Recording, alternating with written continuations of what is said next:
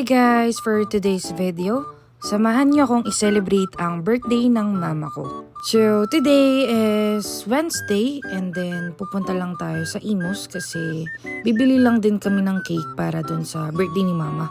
Tapos ayan, yung ate ko kasi talaga yung nakatoka din para dun sa decoration as always. Ang cute, kasama pa nga yung mga pamangkin ko dyan eh. Tapos may nakalimutan kasi kami, so nagpasama na din si ate na pumunta daw kami sa grocery store. And then, shoutout sa mga may authorization letter para sa mga senior card. Tapos ayan, medyo seryoso kami dyan kasi wala lang, focus lang talaga sa driving si ate eh. Matagal din kasi siyang hindi nakapag-drive din. Surprisingly, ayan, magaling pa rin naman talaga siya mag-park. Tapos ayan, nandyan na rin kami sa mall. So, quick lang to guys kasi sobrang nagmamadali na rin kami na para dun sa mga ingredients. And masaya na rin kami, nakabili na rin siya ng cake.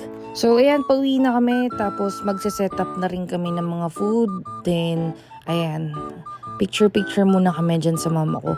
Kasi, tatlo rin kasi talaga silang magbe-birthday this month. So, ayan, ang saya lang kasi kumpleto na naman kami. Tapos kasama pa yung mga apo nila, 'di ba? Yung mama ko na lagi na lang nagvo-viral sa mga videos ko. Happy birthday to you. Happy birthday to you. O 'di ba, sobrang energetic ng family namin, guys. Feeling ko ako lang.